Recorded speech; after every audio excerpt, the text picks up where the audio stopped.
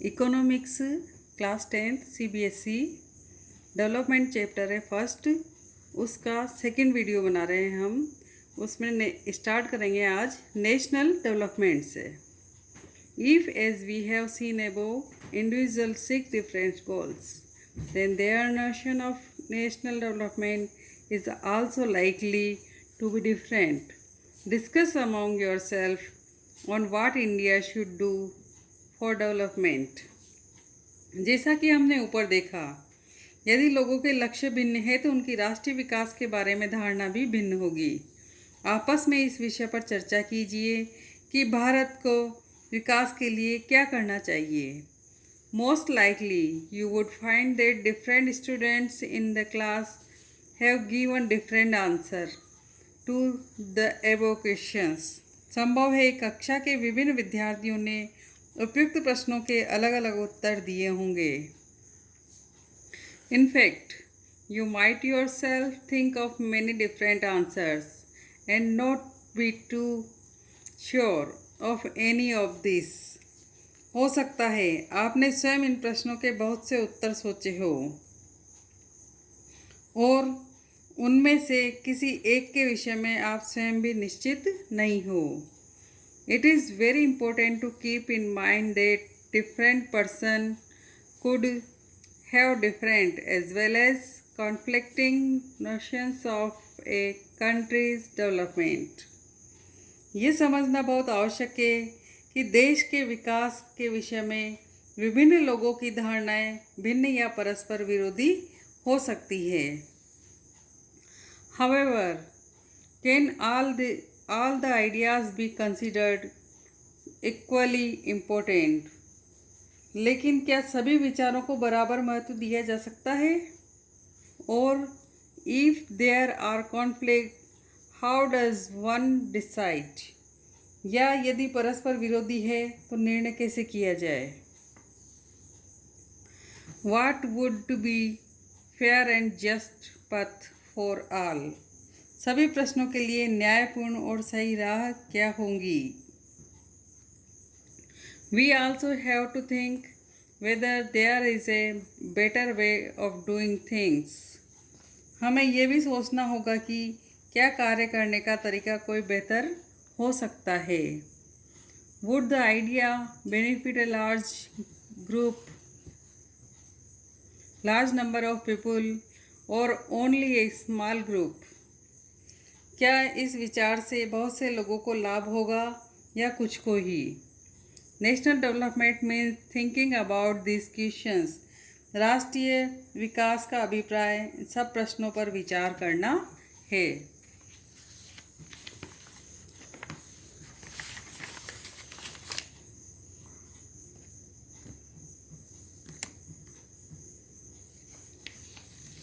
हमारा टॉपिक है how to compare different countries और स्टेट्स। विभिन्न देशों या राज्यों की तुलना कैसे की जाए? You might ask if development can mean different things. How come some countries are generally called developed and others underdeveloped? आप पूछ सकते हैं कि अगर विकास का अर्थ अलग अलग हो सकता है तो फिर कुछ देशों को विकसित और कुछ को अविकसित कैसे कहा जा सकता है? Before we come to this, let us consider another questions. इससे पहले कि हम इस विषय पर आएं, एक अन्य प्रश्न के बारे में सोचते हैं।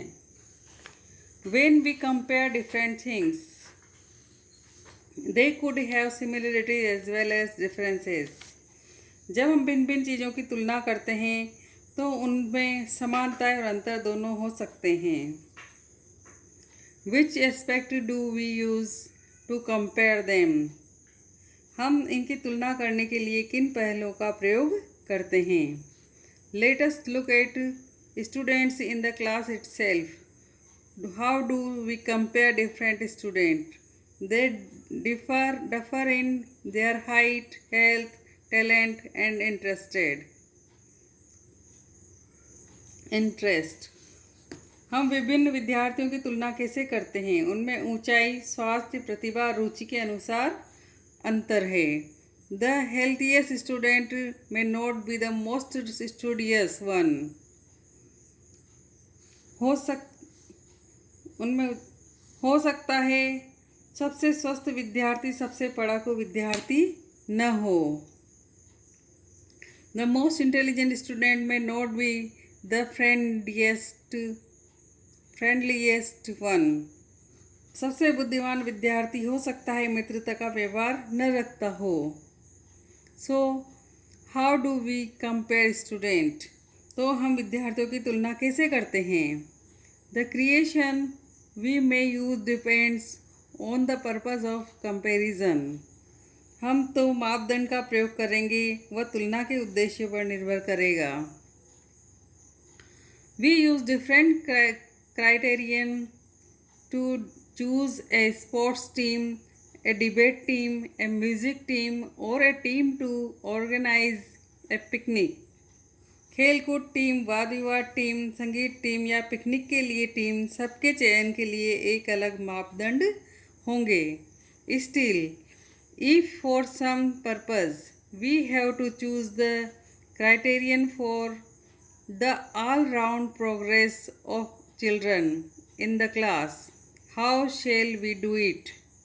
फिर भी अगर हमें किसी उद्देश्य से कक्षा के विद्यार्थियों की सर्वांगीण प्रगति के बारे में मानक चाहिए तो हम उसे कैसे चुनेंगे? Usually we take one or more important characteristics of person and compare them based on these characteristics.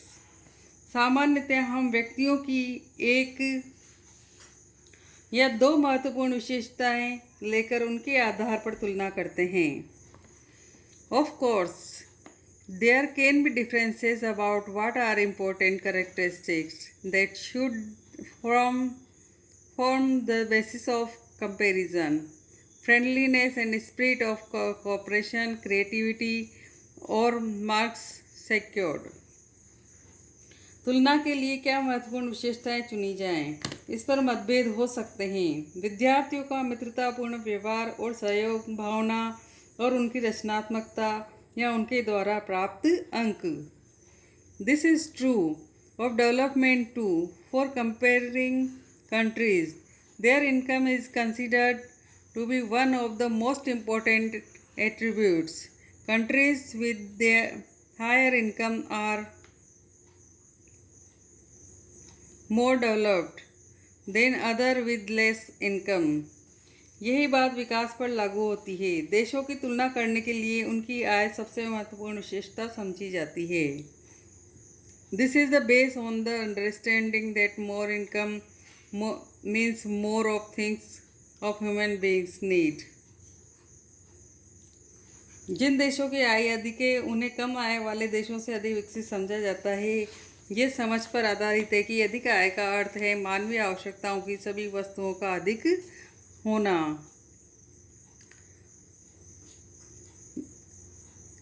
This is the base on the understanding that more income means more of all things that human beings need. Whatever people like and should have, they will be able to get with greater income.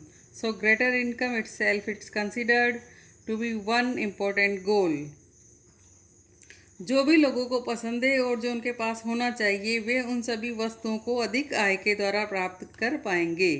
इसलिए ज़्यादा आय अपने आप में एक महत्वपूर्ण लक्ष्य समझा जाता है. Now what is the income of a country? Intuitively, the income of the country is the income of all the residents of the country. This gives us the total income of country. अब एक देश की आय क्या है? अंतर्दृष्टि से किसी देश की आय उस देश के सभी निवासियों की आय है. इससे हमें देश की कुल आय ज्ञात होती है. However, for comparison between countries, total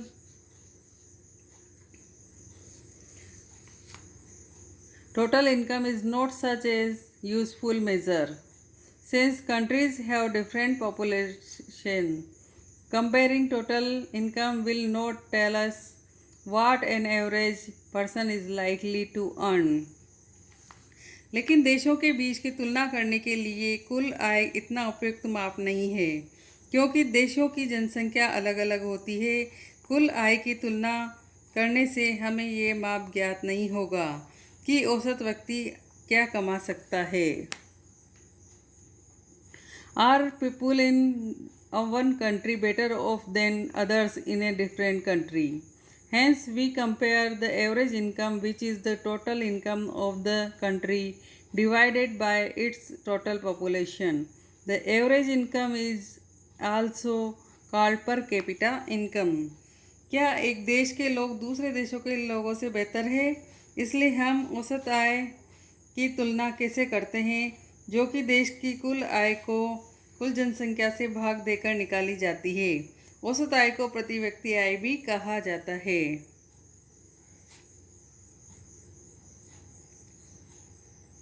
in world development reports brought out by the World Bank. This criterion is used in classifying countries. विश्व बैंक की विकास रिपोर्ट के अनुसार देशों का वर्गीकरण करने के लिए मापदंड का प्रयोग किया गया है।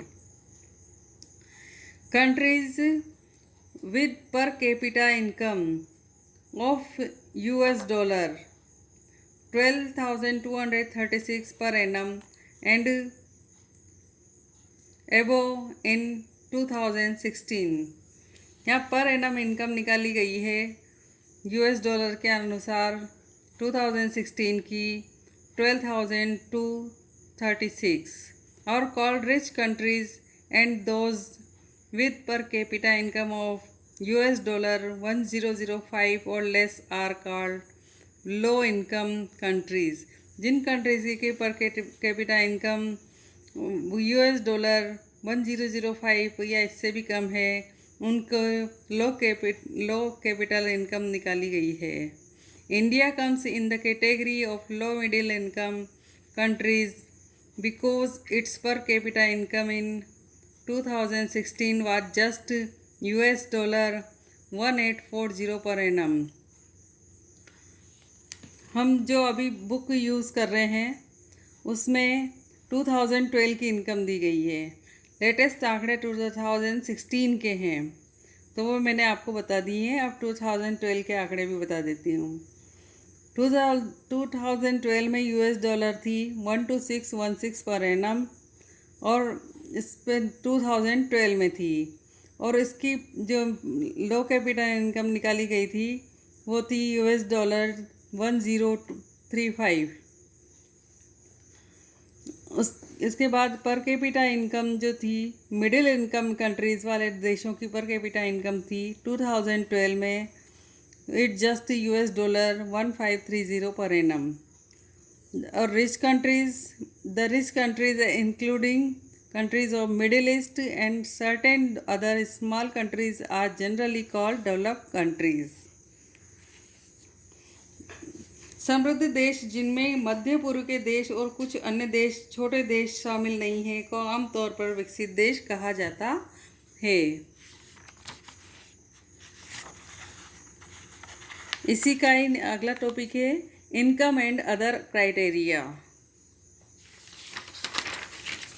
आय और अन्य मापदंड। When we looked at individual aspiration and goals, we found that people not only think of better income but also have goals such as security, respect for others, equal treatment, freedom, etc. जब हमने व्यक्तिगत आकांक्षा और लक्ष्यों को देखा तो पाया कि लोग केवल बेहतर आय के बारे में ही नहीं सोचते, बल्कि वे अपनी सुरक्षा, दूसरों से आदर और समानता का व्यवहार पाना, आज़ादी इत्यादि जैसे लक्ष्यों के बारे में भी सोचते हैं। In mind similarly when we think of a nation और a region, we may beside average income think of other equally important attributes. इसी प्रकार जब हम किसी देश या क्षेत्र के बारे में सोचते हैं तो हम औसत आय के अतिरिक्त अन्य महत्वपूर्ण लक्षणों के विषय में भी सोचते हैं। What could these attributes be? Let us examine these through an example. Table 1.3 gives the per capita income of Maharashtra, Kerala and Bihar.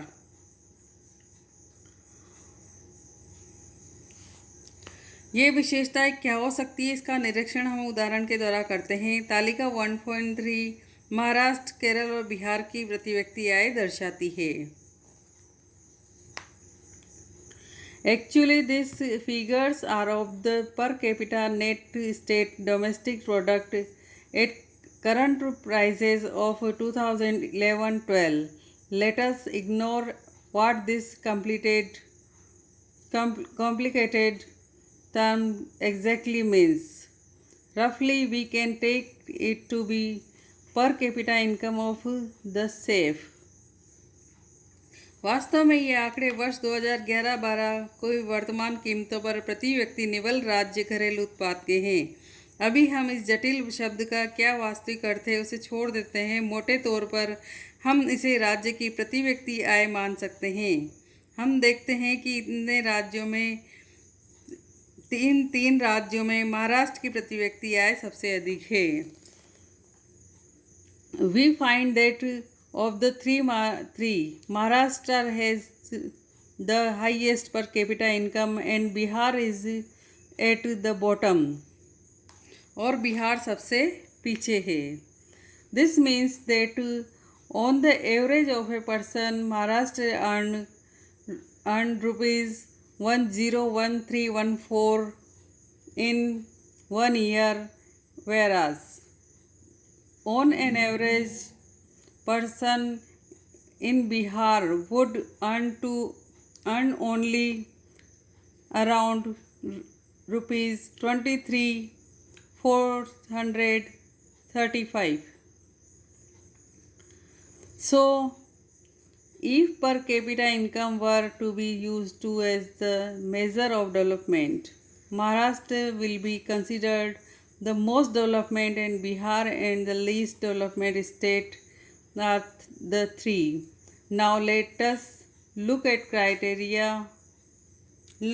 certain other data pertaining to this state given in table 1.4. इसका अर्थ है कि औसतन महाराष्ट्र में एक व्यक्ति एक वर्ष में 101314 रुपये कमाता है, जबकि बिहार में औसतन वह केवल 23435 रुपये कमा पाता है। इसलिए अगर विकास को मापने के लिए प्रति व्यक्ति आय का प्रयोग किया जाए तो तीनों राज्यों में महाराष्ट्र सबसे अधिक और बिहार सबसे कम विकसित राज्य माना जाएगा। अब हम तीनों राज्यों के कुल आंकड़ों और पर नज़र डालते हैं जो कि तालिका 1.4 में दिए गए हैं। स्टेट है, फर्स्ट पर महाराष्ट्र, सेकंड पर केरल, थर्ड पर बिहार। इन्फेंट मोर्टेलिटी रेट पर 1000 लाइव बर्थ्स, शिशु मृत्यु दर प्रति 1000 व्यक्ति 2011 की है। महाराष्ट्र की है 25। लिटरेसी रेट है 83 और कम उम्र 14 और 15 वर्ष के बच्चों में उपस्थिति का अनुपात है 64। केरल में है शिशु मृत्यु प्रति दर 12, साक्षरता दर 94 और उम्र 14 से 15 वर्ष का निवल उपस्थिति अनुपात है 78। बिहार में है शिशु मृत्यु दर प्रति 1000 व्यक्ति पर है 44, साक्षरता दर है 64 और उम्र 14 से 15 वर्ष का निवल उपस्थिति अनुपात है 35। ये तालिका क्या दर्शाती है? What does the table show? The first column of the table show that in Kerala, out of 100 children born, 12 died before completing 1 year of age, but in Maharashtra, the proportion of children dying within 1 year of birth in 25, which is more than double. ये तालिका क्या दर्शाती है? तालिका का पहला स्तंभ दर्शाता है कि केरल में 1000 जीवित बच्चे पैदा हुए हैं। बच्चों पर 12 बच्चे 1 वर्ष की आयु तक पहुंचने से पहले मर जाते हैं, लेकिन महाराष्ट्र में यह अनुपात 25 है, जो कि केरल की तुलना में 2 गुना से ज़्यादा है। On the other hand, per capita income of Maharashtra is more than that of Kerala, as shown as table 1.5. Just think of how dear you are to your parents. Think of how everyone is so happy when a child is born. जैसा कि 1.3 तालिका में दर्शाया गया है, ज़रा सोचिए कि आपने अपने माता पिता के लिए आप कितने प्यारे हैं। ये सोचिए कि सब लोग कितना प्रसन्न होते हैं जब कोई बच्चा जन्म लेता है। Now try to think of parents whose children die before they even celebrate their first birthday. अब ऐसे माता पिताओं के बारे में सोचिए जिनके बच्चे अपने जन्म के पहले जन्मदिन से पहले ही मर जाते हैं।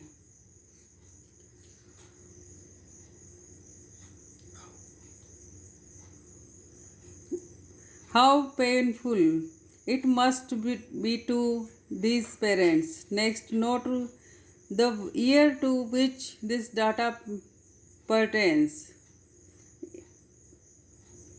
It is 2012, so we are not talking of old times. It is more than 65 years after independence, when our metro towns are full of high-rise building and shopping malls.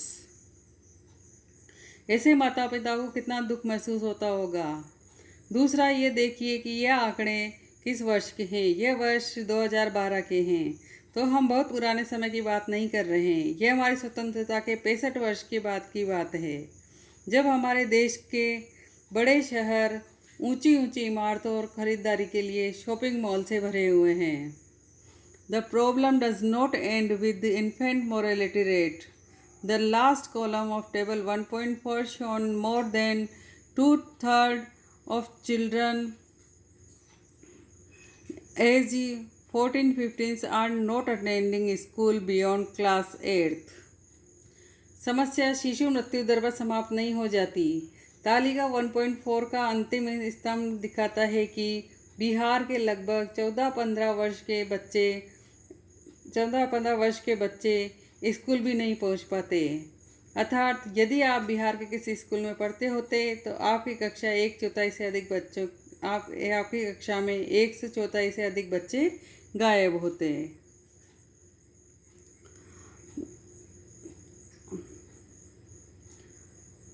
This means that if you went to school in Bihar, more than 2/3 of your class would be missing.